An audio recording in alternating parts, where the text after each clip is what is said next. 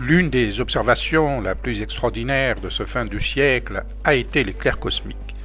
Les astrophysiciens décrivent cet éclair cosmique comme un flux de florilèges de rayons gamma qui peut survenir de manière inattendue d'un effondrement d'un astre massif de l'univers.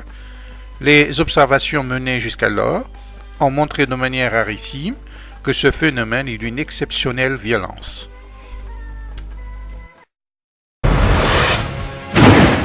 Ce sont des tueuses cosmiques. Elles donnent lieu à des explosions spectaculaires. Elles sont 100 milliards de fois plus lumineuses que le Soleil. Elles émettent une énergie qui correspond à plus d'1 milliard de fois celle que le Soleil produit dans toute son existence.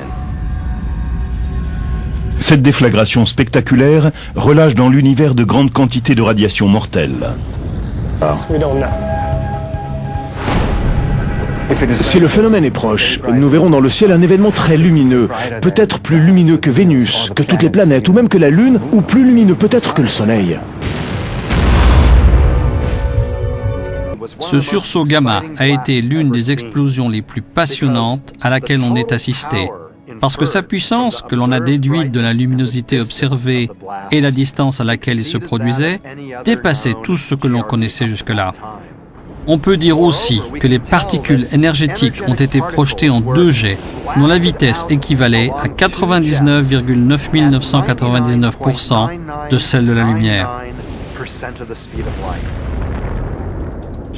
Les sursauts gamma sont si puissants le long des faisceaux de particules et de radiation que si certains étaient dirigés dans notre direction, ils pourraient détruire toute forme de vie sur la Terre, quand bien même ils prendraient leur origine à des milliers d'années-lumière de notre planète.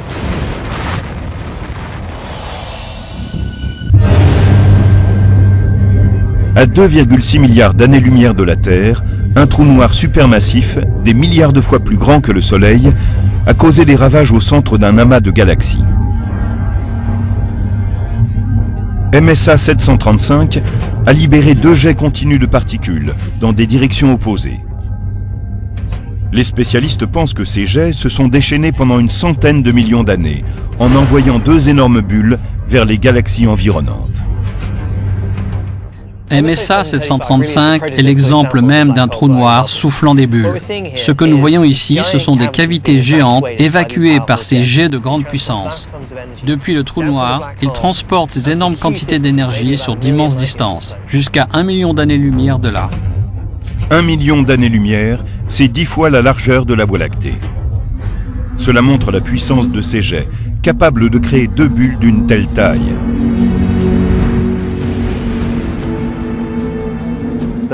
L'énergie totale de ces 2 bulles est stupéfiante. Elle excède de loin tout ce qu'on connaît dans l'univers en termes de concentration d'énergie. Mais il faut se souvenir que cette énergie a été libérée sur plus de 100 millions d'années. Cela signifie que pour une unité de temps, la quantité d'énergie relâchée n'était pas si importante. Pourtant, les jets sont assez puissants pour lancer les particules à des vitesses de millions de km/h, équivalentes à environ un quart de celle de la lumière. Les jets et les bulles produits sortent d'1% seulement des trous noirs de l'univers.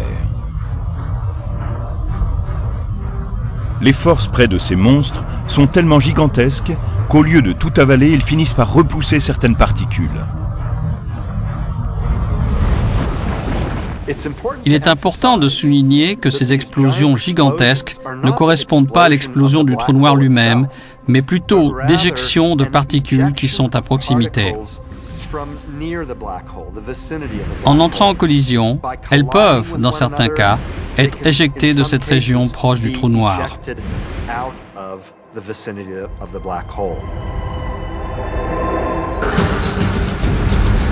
Mais comment cette double explosion peut-elle rester en activité pendant 100 millions d'années?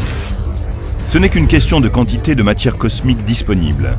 Rappelons que celle-ci provient des planètes et des soleils qui sont étirés et déchirés jusqu'à n'être plus que des atomes qui sont attirés vers les trous noirs. Ces jets, dont nous avons vu qu'ils sont en activité depuis une centaine de millions d'années, disposent toujours d'une immense quantité de carburant. Ce processus peut donc durer encore très longtemps, des centaines de millions d'années. Maintenant, imaginez que l'on prenne une partie importante de cette énergie et qu'on la libère en moins de 2 secondes. Selon les spécialistes, les rayons gamma sont plus concentrés que les éruptions de magnétar. C'est un rayon très concentré de radiation, comme un rayon laser. Il sort en étroits faisceaux. Ce faisceau de rayons gamma se déplace plus vite que les particules qui sortent des jets émis par les trous noirs. Les observations montrent que l'énergie émise se déplace à une vitesse très proche de celle de la lumière. 99,9999% de la vitesse de la lumière. Des astrophysiciens novateurs ont émis l'idée que ces événements spectaculaires étaient des explosions d'étoiles entières.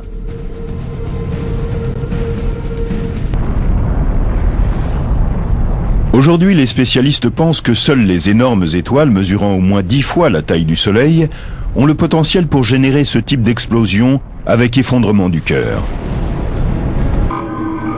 Le noyau ferreux se forme dans les derniers jours de la vie de l'étoile.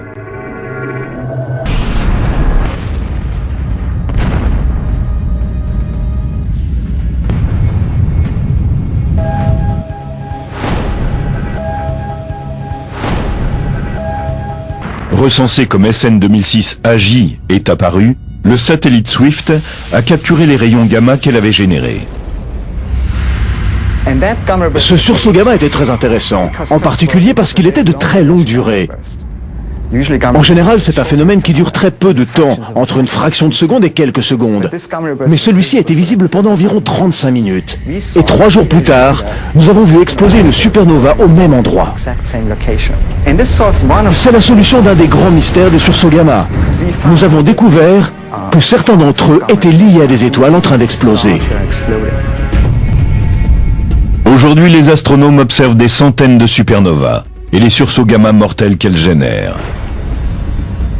Dans les étendues cosmiques, les spécialistes utilisent ces poteaux indicateurs stellaires pour établir les limites et l'ampleur de l'univers. Ils pensent qu'en continuant à observer les indices laissés par les étoiles massives en train d'exploser, ils pourront apporter des réponses à de nouvelles énigmes. Aujourd'hui, les spécialistes savent qu'un jour prochain, chacun d'entre nous pourrait être le témoin de la force incroyable d'une supernova. Notre galaxie a une largeur de 100 000 années-lumière. Cela veut dire que la lumière d'un millier de supernovas se dirige vers nous.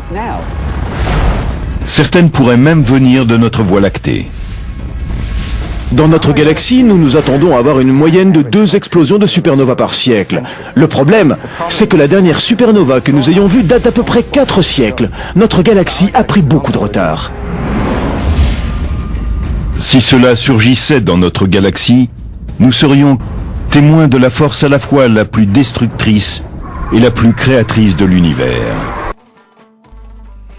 Selon la source des astrophysiciens, le rayonnement gamma est constitué de photons comme la lumière visible ou le rayonnement X, mais il est beaucoup plus énergétique.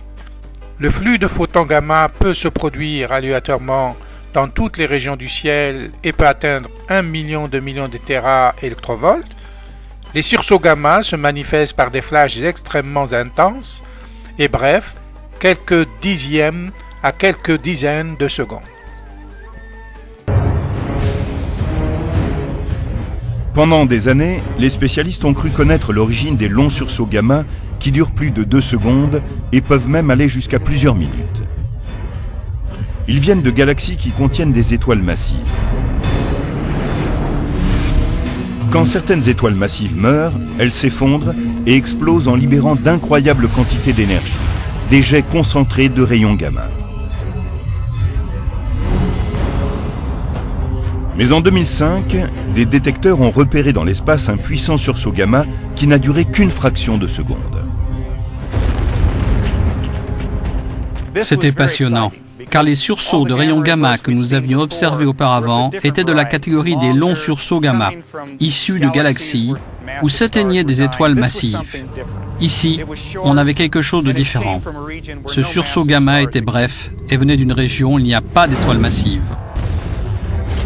Les spécialistes pensent qu'un sursaut gamma aussi bref et puissant se produit lorsque deux étoiles à neutrons entrent dans une danse fatale. Elles tournent de plus en plus près l'une de l'autre et finissent par se percuter.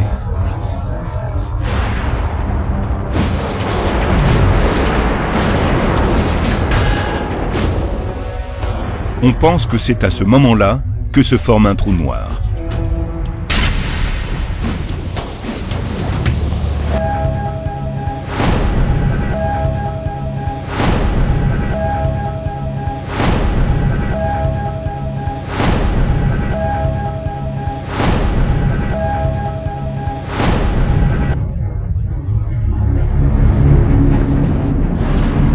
Le sursaut gamma GRB 0509b n'a duré que 40 millisecondes, mais dans ce laps de temps, il a libéré autant d'énergie que le Soleil en 100 millions d'années.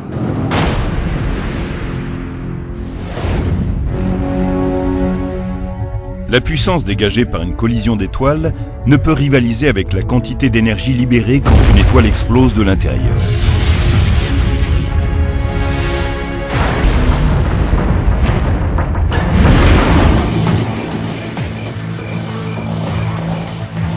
À cette vitesse époustouflante, il suffit de quelques dixièmes de seconde pour qu'un bref sursaut gamma relâche autant d'énergie que le Soleil durant des millions d'années. Mais pendant longtemps, les spécialistes ne parvenaient pas à comprendre pourquoi certains sursauts gamma duraient plusieurs secondes ou même plusieurs minutes, et d'autres, plus communs, une fraction de seconde seulement. Leur puissance équivaut à des milliards de fois l'arsenal nucléaire mondial. Le flux de rayons gamma apparaît lorsque l'étoile s'effondre par son cœur en laissant apparaître un trou noir. Cet effondrement entraîne une émission de 2 G de matière et incroyablement énergétique. Les instruments de l'observation le détectent sous forme d'une libération d'un faisceau lumineux bipolaire à l'échelle galactique. Les astrophysiciens nous ont donné cette modélisation des sursauts gamma. L'effondrement d'une étoile supermassive sur elle-même produit une hypernova. L'effondrement formerait au centre un trou noir en rotation. Cette hyperrotation capture dans ses filets gravitationnels la matière environnante et rejette des particules chargées de rayonnement gamma en un jet bipolaire.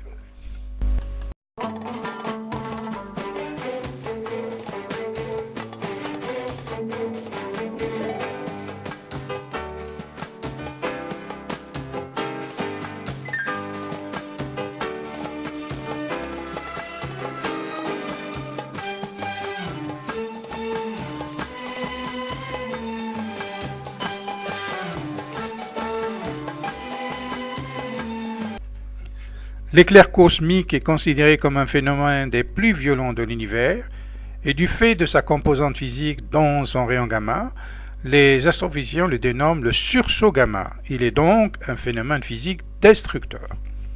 Le rayon provient d'une explosion d'une étoile supermassive. L'effondrement gravitationnel est si profond qu'il en dégage un flux lumineux intense et il est si intense qu'il pulvérise le record des explosions cosmiques. Il serait le plus puissant après le Big Bang. Ce sursaut gamma survient sans crier gare en tout point de l'univers au rythme effarant de fractions de seconde. C'est l'éclair cosmique et en explosant l'effondrement libère une énergie si colossale qu'elle peut déstabiliser tout son environnement cosmique distant à des années-lumière. C'est une explosion thermonucléaire qui se fait précéder d'un flash cosmique. Il est si puissant qu'il résulte épisodiquement d'une explosion de galaxies ou d'étoiles à neutrons en supernova. Ces observations, élucidées par les astrophysiciens, sont remarquables et absolument effarantes. Mais ces informations scientifiques sont pour les exégèses musulmanes quelque peu similaires à ce que dit la révélation religieuse. En effet, le texte sacré consigne dans ses doléances coraniques qu'un éclair cosmique éblouissant gagnerait un jour notre toiture céleste. Il surgira en soubresaut et de manière inattendue, en un laps de seconde ou peut-être moindre d'un clin de paupière. Il aura pour effet désastreux de mettre fin à notre cycle terrestre. Cet éclair cosmique surgissant de notre galaxie ou d'une autre serait si intense qu'il troublera tout le cortège des planètes du système solaire. Cette catastrophe aura pour effet désastreux d'arracher à la Terre son satellite lunaire. Le couple Terre-Lune divorcera. La Lune sera désormais capturée par la gravitation solaire. Elle migrerait vers une nouvelle destinée orbitale et rejoindra le cortège des planètes du système solaire. L'astre lunaire passera de la fonction d'orbite satellitaire à un planétoïde du système solaire. Il deviendrait une planète naine comme ses consorts Neptune et Eras qui gravitent autour du Soleil. Ce scénario présage un basculement de la rotation elliptique du couple Terre-Lune en un autre Lune-Soleil. Cette nouvelle interaction aura pour effet de remettre la nouvelle planète naine en opportuniste dans l'étrier du balai des planètes du système solaire. La Lune cessera d'être un satellite de la Terre et deviendrait un objet transterrestre. Elle orbitera à quelques unités astronomiques autour du Soleil. Elle se retrouverait dans le meilleur scénario dans une trajectoire distante entre la Terre et la planète Mars et dans le pire aux extrêmes des unités astronomiques du système solaire. Le flux lumineux aura également des conséquences sur les autres planètes avoisinantes. Leurs lunes seront également perturbées sinon affectées par l'éclair cosmique. La Terre, désormais, sans la présence de la Lune, connaîtra une saga de déstabilisation astrophysique et géophysique, un processus qui engendrera la fin du monde terrestre.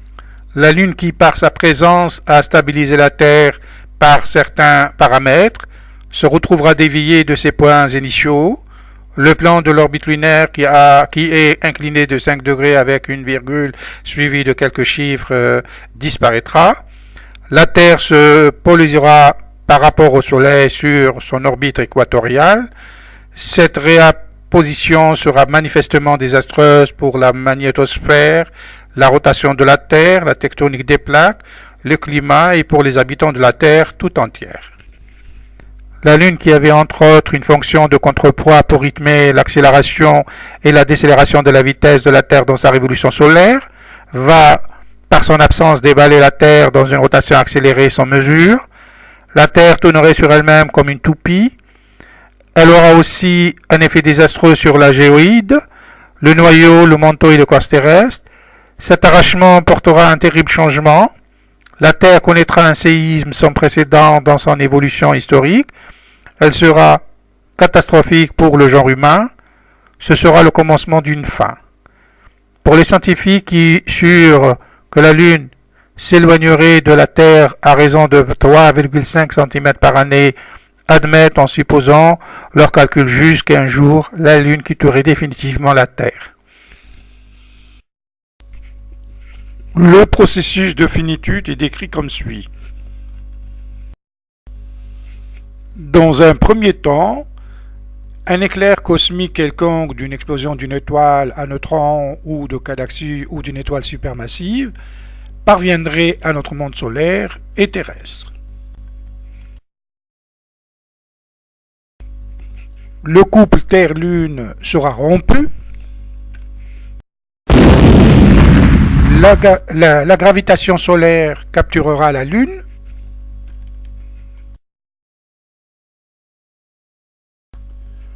Le Soleil, en tant que fervent polygame de planètes, convolera avec la Lune.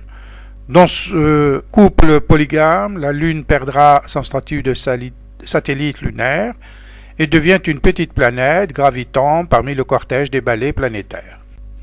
La Terre perdra sa courbure d'axe.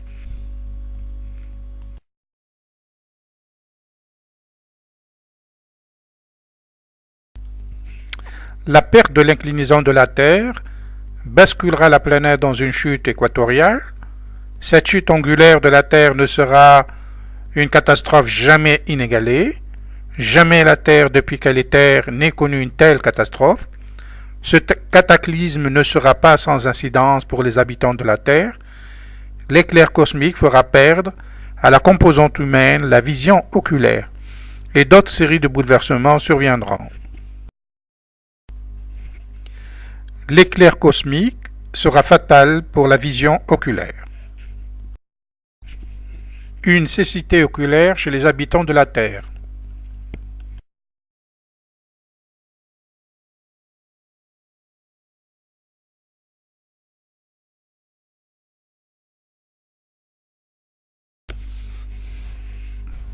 سورة القيامة بسم الله الرحمن الرحيم يسأل أيان يوم القيامة فإذا برق البصر وخسف القمر وجمع الشمس والقمر يقول الإنسان يومئذ أين المفر كلا لا وزر إلى ربك يومئذ المستقر صدق الله.